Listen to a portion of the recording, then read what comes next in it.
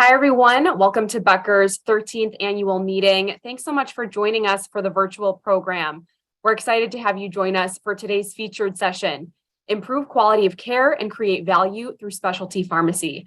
I'm Erica Carbajal with Becker's Hospital Review, and I'll serve as the moderator for today's session. Before I hand it over to the panelists today, I'm going to go over just a few background notes on our end. So we're going to begin the session with a presentation, and at the end of that, there will be some time for a question and answer session. So you can submit any questions throughout the presentation by typing them into the Q&A box that you should see on your screen. You're also going to see a few other engagement tools on your dashboard. So be sure to check out that resources section and fill out the event survey as well. And finally, the session is being recorded, so it's going to be available on demand after the event. So if you missed anything, you'll be able to access that, and we're going to send you instructions on how to do so once the event concludes. So with housekeeping notes out of the way, it's my pleasure to introduce our presenters for today. First, we have Kyle Finnerty, Ambulatory Pharmacy Services Manager at Akron Children's Hospital. We also have John Lepto, Director of Pharmacy Services at Akron Children's Hospital. And finally, we have Joe Cesars, Managing Director at Visante. So at this time, I'm going to go ahead and turn the floor over to Joe to begin today's presentation. Great. Thank you, Erica, and welcome everyone. We're excited to be here today and excited to be joined by John and Kyle. As mentioned, my name is Joe Cesars. I'm Managing Director at Visante, and Visante's a national pharmacy consulting company. We focus on helping healthcare providers with establishing pharmacy programs, optimizing pharmacy programs. And my role at the company is to partner with clients around specialty pharmacy and retail pharmacy specifically. So very excited for John and Kyle to be able to share their program today. And before we do that, I wanted to go over a few foundational components of specialty pharmacy just to make sure that we're all on the same page and talking about the same thing today. So when we talk about specialty pharmacy, historically we're talking about specialty disease states seen in oftentimes specialty clinics across your health system. Common disease states include oncology, gastroenterology, rheumatology, and many others. But the common thread across a lot of these medications is the cost. So oftentimes these medications are high cost, expensive medications. They're prescribed in your clinics, sent to an outside pharmacy or to a pharmacy, and taken by patients in the home setting. Historically, these have been injectable medications, but more commonly over the last decade, we've seen a lot of oral products and other delivery systems that have been released into the marketplace. With a high cost comes high revenue and high margin. So we've seen the specialty pharmacy marketplace become increasingly competitive over the last 10 years or so. Due to that cost, a lot of the times payers or PBMs respond with prior authorizations, and patients sometimes have high copays. So specialty pharmacies have to establish front-end services to help patients access and afford those medications. Additionally, due to the cost of medications, we see comprehensive and more robust clinical pharmacist services really designed to ensure that patients are achieving the outcome of the prescribed therapy. When we think about the geographical spread of patients across your health system and where they're coming from in your service areas, a lot of the times these disease states are a smaller percentage of the population. So the patients are spread out a little bit further, maybe more geographically further from your organization. And the common delivery method for getting patients their medications in specialty pharmacies is typically home delivery or some type of shipping. So logistics services and making sure that you have convenient ways to get patients medications is also important. With the growing marketplace over the last 10 to 15 years, there's also been specific standards that have been set in place around the quality and service that has to be provided to patients if you want to be included in specific payer networks or manufacturer networks. So oftentimes we see specialty pharmacy accrediting bodies and specialty pharmacies pursuing those accreditations to get access into those networks. And then finally, a piece that we'll talk about quite a bit today is care coordination. So with these patients, their primary treatment modality being an expensive medication, making sure that there's good collaboration and communication across the pharmacy that's dispensing the medication, as well as the care team that's taking care of the patient is important. And oftentimes we see those teams coming together in the health system setting.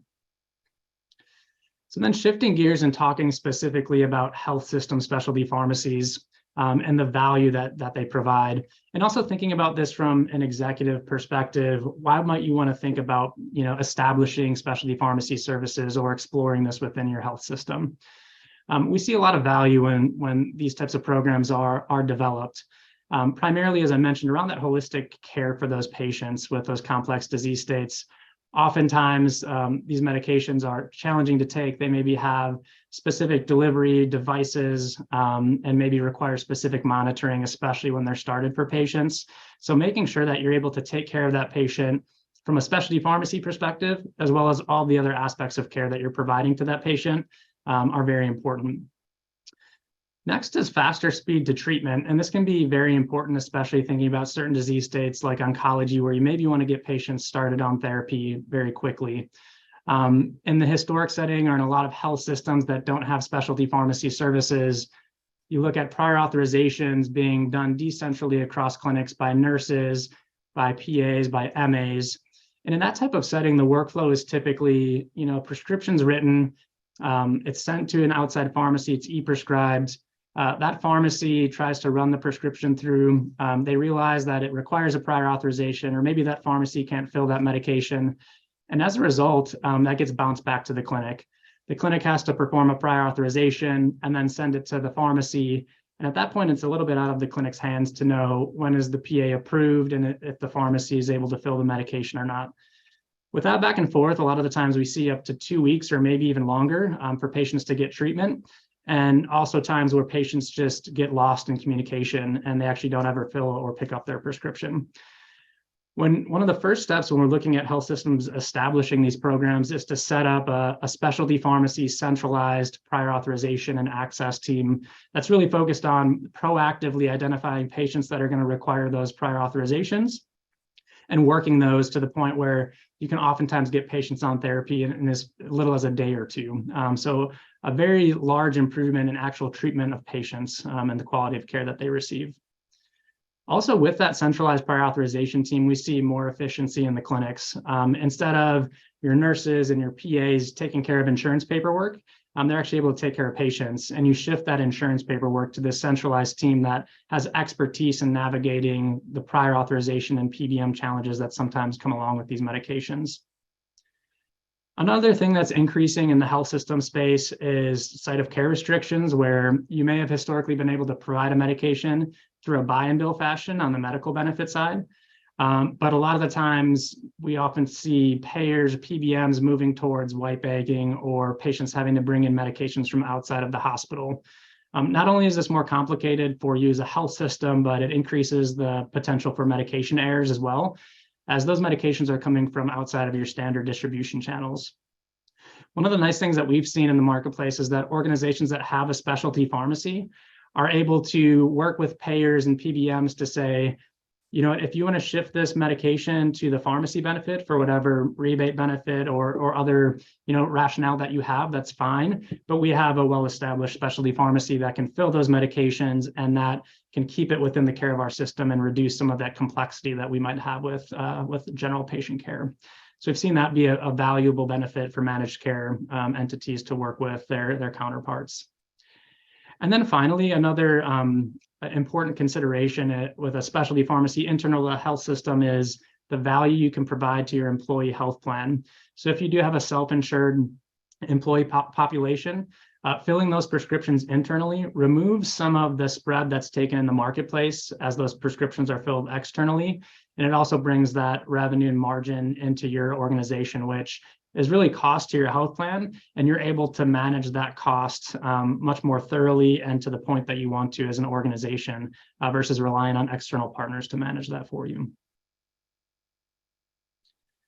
So whether you have a specialty pharmacy today or you're thinking about starting one, you should know that it's becoming a core service offering across the country. So there's a lot of other organizations that are along various spectrums of the growth pattern here. Some are more mature than others. But know that it's something that's becoming commonplace. When we are working with organizations and organizations are considering this, it's obviously important to know where you're starting from. So do you have outpatient or retail pharmacies today, or are you starting from scratch? And depending on your answer to that, you have a different barrier to entry. Obviously, if you don't have an outpatient pharmacy today, you're going to have to make a little bit more of an investment in the pharmacy operation, getting licensed and getting established and kind of opening that new line of business. If you have an outpatient pharmacy, the barrier to entry is much lower. It's something that you can likely start pursuing tomorrow if you wanted to. The second thing to think about is, where is the opportunity across your health system? So quantifying and prioritizing which disease states are key service lines for you, and where do you have a lot of the prescribing happening across your specialty clinic footprint. Then think about, how do I get started? You want to start with what's open access, what's low-hanging fruit, and really build your program before you start taking on some of the advanced moves in the marketplace. And a lot of the times we see that this is where health systems sometimes get frozen a little bit when they're getting started, is you assume that you have to kind of do a big bang approach and go across your whole entire health system, but really you can start small and grow the program based on that. And then finally, as you grow the program, obviously making sure that you're optimizing those services for patients. You can continue to add on some of those additional value adds like employee health plan, or some other key service offerings that would be adjunctive to the specialty pharmacy program to help care for your patients and families and clinics. So with that, I'm really excited to hand it over to John Lepto. John is going to share a little bit of background about the specialty pharmacy program that they built along with Kyle. Excuse me. Thank you, Joe. Next slide, please. So I'd like to provide a little bit of history about Akron Children's Hospital. We've been in operation since 1890, and we're the largest provider of pediatric health services in Northeast Ohio. Our workforce is over 7,000 employees, and we have about 1,300 medical staff members. We have treated patients from 48 of our 50 states and from countries all over the world. Our mission is dedicated to improving the health of children, and our vision is that we can best accomplish this by remaining an independent, freestanding children's hospital. There are three promises that we make to everyone who comes to us for care: to treat every child as our own, to treat others the way we want to be treated, and to turn no child away for any reason whatsoever. And so this mission and vision has served us well for 133 years. Next slide, please. So a little bit about our service area. We are ranked among the best children's hospitals in the nation by U.S. News and World Report. We offer 2 hospital locations, one in Akron and the other in Boardman, Ohio. We have about 450 beds in operation with about 9,300 annual admissions and over 88,000 ED visits per year. We have 50 primary care and specialty locations with over 1.2 million annual visits. And we also have 250 school-based health centers in 43 school districts in Ohio. And we provide services to over 35 counties of Ohio, Pennsylvania, and West Virginia. Next slide.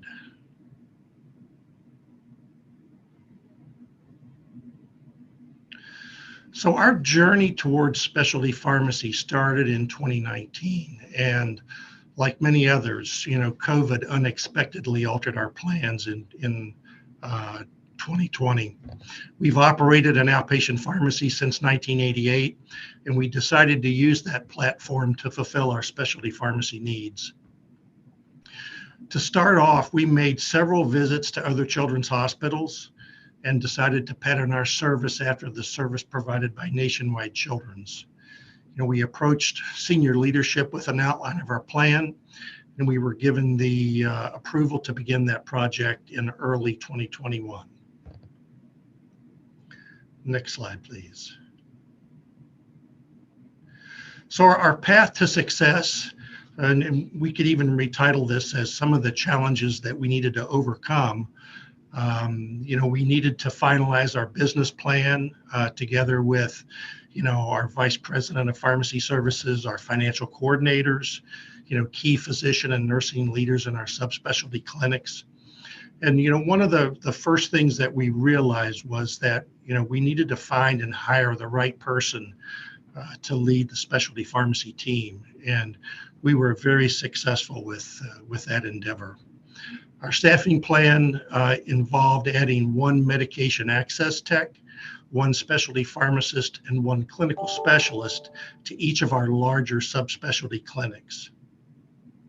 Smaller clinics share the services of those same individuals. Accreditation also would be key to our success, and we created plans to achieve that milestone. And Kyle will talk a little bit more about that in just a minute. Payer contracting and reimbursement have been and still are challenges that we're working on today. And actually, the easiest part of our plan was leveraging our 340B status in the outpatient pharmacy and specialty pharmacy space. So I'm going to go ahead and turn this over to Kyle Finnerty now for more specifics about our pharmacy. And by the way, Kyle has done a fantastic job of implementing the vision and goals for our program.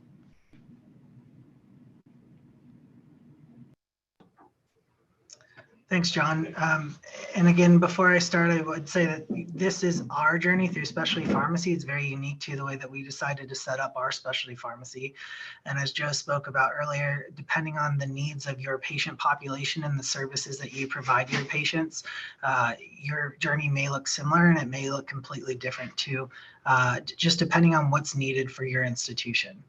So our institution started, like John said, early in 2021, trying to develop with our team what was important, what resources did we need to develop so that we could have a robust specialty pharmacy, what staffing plans, what policies were needed, and what key stakeholders do we need to get involved off the bat to ensure that we had success throughout implementation and growth of our specialty pharmacy plan.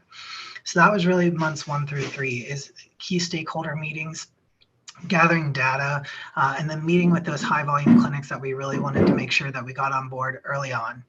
At the end of those 3 months, we were able to enroll one of our highest volume clinics, which is our endocrinology clinic. And as Joe stated earlier, we really wanted to start small within endocrinology. Our endocrinology sees hundreds and hundreds of type 1 diabetics and growth hormone patients every single year. And as we started with just our brand new specialty pharmacy footprint, we wanted to make sure that we could provide a great service. So we started with a very small subset of those hundreds and hundreds of patients to make sure that we could provide that service at a high value to them.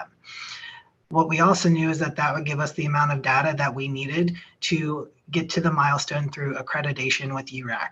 And this is something we were looking forward to because we knew that it would show that we set the same core standards as other specialty pharmacies across the nation, and that we'd be able to leverage that not only for recruiting our patients, but also in contracting with insurance companies to increase our footprint as we continue to grow. Then through the next 3 or 4 months, we implemented our first contract and really started filling our first truly specialty medication with our endocrinology clinic, which led to more clinics taking note and asking for the same services that our endocrinology clinic were getting. So next came our cystic fibrosis population and our pulmonary population. Again, we started small and looked at a small subset of those to make sure that we understood the needs within that clinic because they're unique as compared to our endocrinology clinic. And then we continued to grow that population over the next several months as we implemented another contract and looked at how we can make sure that our team was as integrated into those clinics as possible. So we opened collaborative practice agreements with those clinics so that our pharmacists could take more direct care with our patients and take more administrative burden off of our providers and our clinic staff, as Joe had talked about earlier, being one of the largest struggles for specialty pharmacies are decentralized prior authorization processes across health systems. As we progress forward, we've now gotten to the point where we've enrolled 6 different specialty clinics. We're serving just over 450 patients every single month. And it still goes with plenty of challenges in making sure that we staff them appropriately, follow up with them appropriately, and continue to look for the needs of our patients to ensure we can meet those. One of our biggest challenges that we continue to face as we expand is staffing and making sure that drugs are available to our patients. As Joe alluded to earlier, payer mix often decreases the number of access or amount of access that you may have to some of the medications that your patients need. And so making sure that you involve the right players within your organization, like managed care, to decrease those barriers where appropriate is going to be key to success. As we continue to look more at the specialty pharmacy model at Akron Children's, we used, next slide, please. Yeah, as we continue to look at the specialty pharmacy model at Akron Children's, I tend to look at it in two buckets. As Joe talked about and as John talked about earlier, we use our outpatient pharmacy to fill our specialty medications and ship our medications to our patients. So that's our bucket one, our operations team. It's composed of all of our outpatient pharmacists and pharmacy technicians whose role is truly dispensing our medications, making sure that we have supply on hand to dispense, and then shipping and packing them according to the standards that are laid out in the accrediting body standards to ensure that our products get there prior to expiration so our patients are able to utilize those. Then we also have our clinical care team, which Joe talked about a little bit earlier, is that centralized prior authorization team. They're the ones behind the scenes making sure that we have all the clinical notes documented for our patients. They're applying for prior authorizations and getting access to our patients. When we're not able to get access, they're helping write appeals. And if still no access is able to be granted, they're working with the clinical team to determine what next steps are available for that patient so that their therapy can continue. Outside of that, they're also working with our patients on a monthly basis to call and proactively help them refill their medication. So our patients never have to forget about medication, whether or not they have access to it. They're working on getting refills so that our patients never have to run out of medication. And then our pharmacists are working to educate on therapy, on adverse reactions, on anything that's needed from our patient's perspective to ensure that they can focus on taking their medication and the benefits that that medication would provide them. As we move forward and look more in depth at the different services that our specialty pharmacy offers, on the next slide, you're going to see there's a host of things that you can decide to use your specialty pharmacy to do. These are the ones that we felt were the core services that we wanted to offer at Akron Children's. First and foremost, every patient starts with an insurance benefit investigation. This is key to ensure that our patients know what steps we are going to need to take to get them access to their medication. So it starts by looking at the medication formulary for that patient's insurance to see if the medication that they are prescribed requires a prior authorization or not. If not, it's very easy for us to move on to the next step in dispensing the medication or helping that patient identify which pharmacy they'd like to use. If it does, like I said, our team works on the back end to collect the proper clinical data to submit a prior authorization on the clinic's behalf to ensure that that patient can get access to that medication. Once a favorable determination is received, then we move into the specialty medication dispensing phase and the free medication delivery phase. Now, this was something that was really important to our patient population. As John pointed out earlier in his slides, we have a very underserved patient population, and so we wanted to make sure that access to medication was never going to be a barrier. So we offer free medication delivery to all of our patients' homes via FedEx. That way they can worry about whether or not the medication is going to show up at their door. They just have to worry about receiving it and using it as prescribed. The other things that we offer are things like patient and family medication education and therapy evaluation, which again is a core part of our service. Every patient every month is being reviewed to ensure that they're on the proper therapy, that they're maximized on their therapy so that they can achieve the best results possible. And when that's not occurring or when we have recommendations, our pharmacists and team work collaboratively with our providers in clinic to ensure that we can come to the best agreement possible for those patients. And then the last thing that we're really proud of here at Akron Children's is the financial assistance piece for our program. Although we do have a very large underserved and Medicaid population, we still have a very large commercial population as well. And as Joe pointed out, a lot of these specialty pharmacy medications are very expensive for our patients. And if not dealt with properly, those costs can be passed on to our patients, and they could be footed with a very large bill that could deter them from even starting the medication and benefiting from those medications. So our team works with a number of different resources to ultimately decrease the costs associated with those medications, so it's never a factor in adherence and therapy evaluation.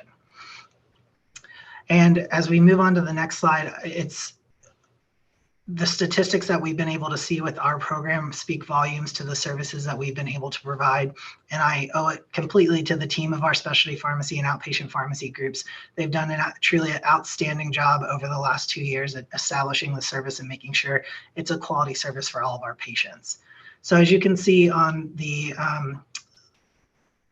and within the gray box on the screen, we see an overall prior authorization approval rating of 81%, which means more often than not, we've been able to achieve access for our patients, which is huge, not only for our patients, but for our providers.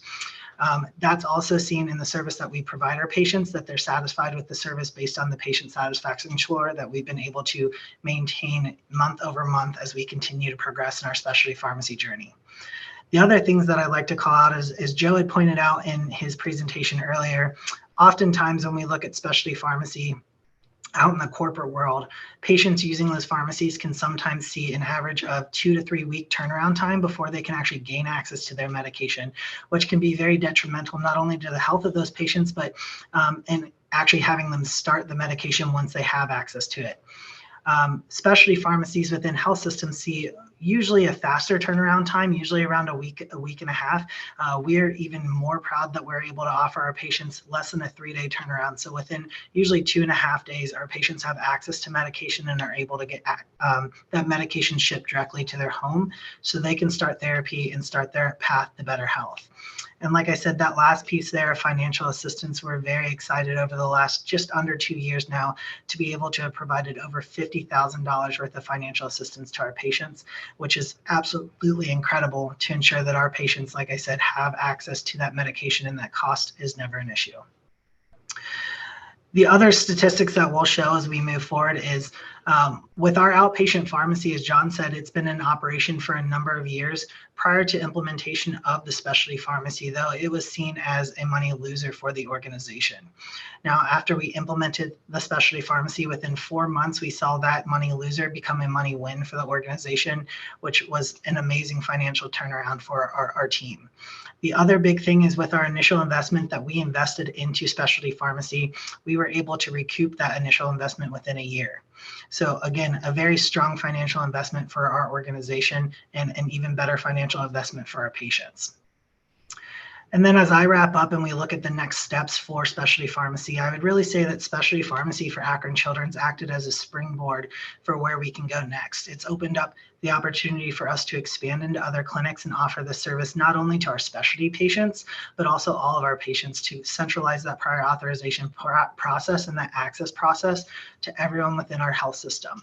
It's looked at integrating pharmacists into parts of our organization like our ambulatory clinics that we had never thought of or hadn't been able to in the previously, as well as looking at things like transitions of care for our patients as they transition from inpatient to our clinics in the outpatient setting, and keeping them enrolled within the health system, like Joe talked about earlier, has given great access and visibility for our providers and our pharmacists along that patient's care journey.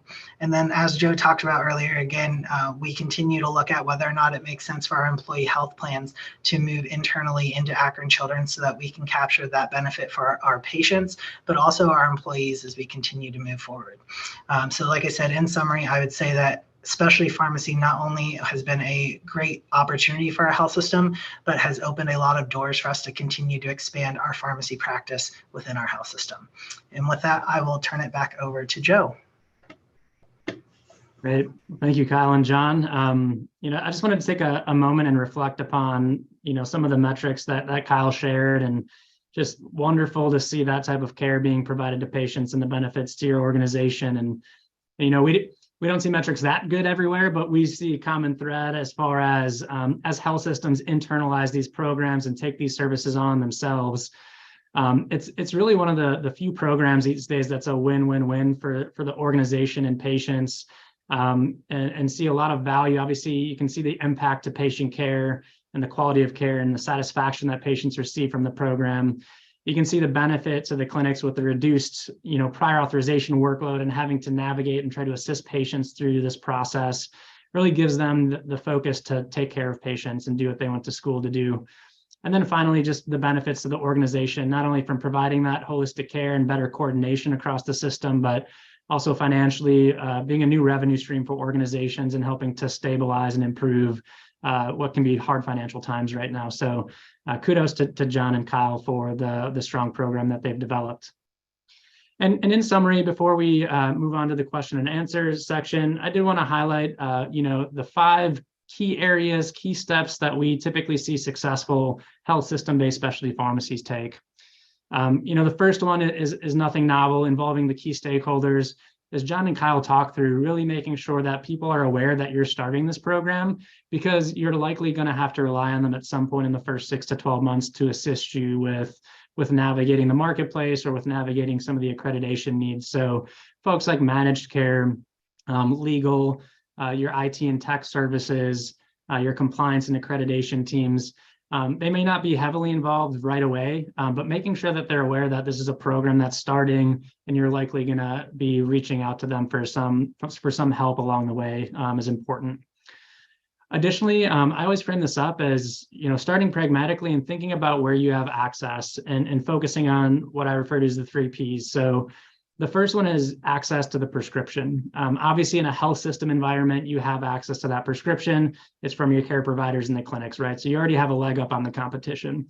The second P is product. So having access to product and being able to purchase that product from your wholesaler or manufacturers to be able to fill within your pharmacies. And the final P is your payer network access. So making sure that you can dispense for that patient and get reimbursed for the services that you're providing to that patient. And oftentimes, as Kyle mentioned, getting started in a spot where you have access to those 3 Ps and building your program from there is important. So really thinking about it and simplifying it to that approach before you move on and try to get into contract negotiations with manufacturers and payers to get access to things that you need access to in the future. We talked about investment needs and barriers to marketplace entry. Even for organizations that don't have outpatient pharmacy services today, we oftentimes see a profitable pharmacy operation within the first year as you look at starting a specialty program. Obviously, it takes a little bit more work to get started, but there's still oftentimes a lot of value across the organization to fill those prescriptions internally. Fourth is just knowing your limitations, knowing when you need to reach out to help. As I mentioned, there's a lot of colleagues across the country that are going through this. There's partners out there that can help you with this depending on the needs that you have. So making sure you understand where you need to engage some additional help to help grow your program is another key moment for success. And then finally, we've harped on this a few times, and Kyle even spoke about, starting with one clinic and one specific kind of patient population within that clinic. It's really important to get those small wins and gain that momentum. And as you start small, Kyle mentioned, it grows like wildfire across your organization. Everybody wants it because they hear about how great the service is, they hear about how great the program is, and it's something that you'll naturally have to kind of grow as you go. So those are what we typically look at and see as far as success within the marketplace. And obviously, John and Kyle did this the right way. They've got an amazing program after a short period of time, and very excited to hear about that. And thank you to John and Kyle for joining us and sharing that today. With that, I'll hand it back over to Erica to go through the question and answer session. Thanks, Joe. And yeah, thanks to the 3 of you for sharing all of that information and leading that discussion that really, touched on the value that specialty pharmacy brings to patients and organizations. So I'm going to sift through a few of these questions. So we're going to go ahead and get started with this one. And Kyle, I know you touched on some of this when you talked about, heard about the small wins with the clinic, but can you each speak to some advice for someone or organization who is thinking about implementing a specialty pharmacy, but isn't quite sure where to start? Yeah, sure. I would say start small, but start with data first. Start by pulling your data, see who your big players are, see what big clinics you have, and then start with just a small discussion with them to see if there's opportunity there. What struggles are they having, and what can you offer them as a small win to get into that clinic first and get them on board with your plan. Once you have a plan, then it goes to, like Joe had talked about, developing your key stakeholder team. There's a lot of needs within a specialty pharmacy that are going to need to be accounted for, including your data needs, including your IT team, including your payer mix, your managed care group. So ensuring that you have a strong key stakeholders and that you're not trying to tackle this all on your own, because that would be a very daunting task. We had a very strong team over here at Akron Children's that was able to work constructively together to develop the specialty pharmacy. It was not something that pharmacy did 100% on their own. And so that's where I'd say use your data to help guide your way, and then develop your strong stakeholders to allow you to have a strong team to develop a strong service. And I'd like to just add a few things as well. Don't be afraid to reach out to your colleagues who have done that before for advice. Visit their specialty pharmacies. You can get a lot of good information, from your other teams. Don't be afraid to reach out to consultants who have been successful in helping others stand up specialty pharmacies. This can often reduce the amount of time it takes to implement your specialty pharmacy services. And then, like Kyle said, start small and build on your successes. Sure. Thanks so much, John and Kyle, for sharing some of those pointers. Next, can you speak to this question? The question is, we have a functional specialty pharmacy, but how do we gauge our expansion potential?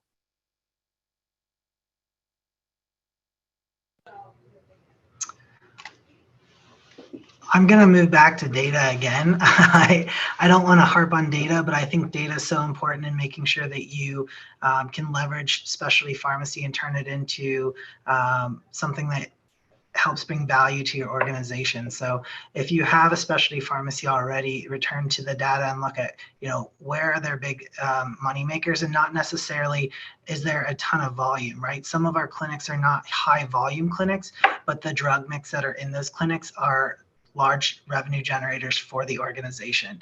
And so we want to look at those as one of the ones that we're going to move into next, so that we can show that there's revenue and value in our specialty pharmacy. And that's continued to allow us to justify additional growth, both in terms of FTE and additional clinics that we want to take on that maybe have high volume, but don't have a huge revenue associated with dispensing those medications.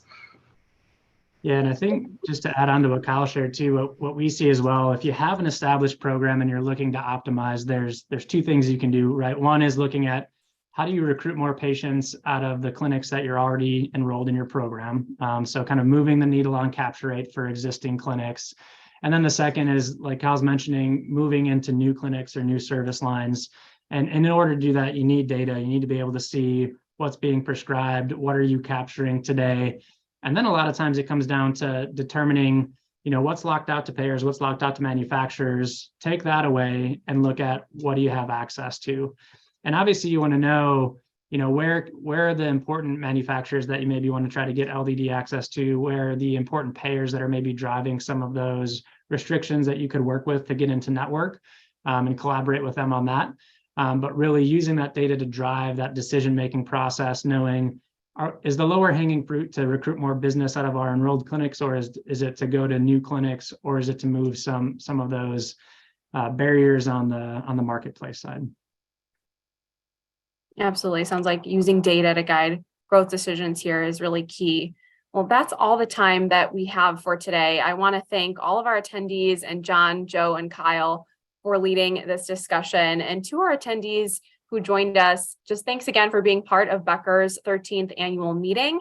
And please do make sure that you check out the other sections that we have going on during this event.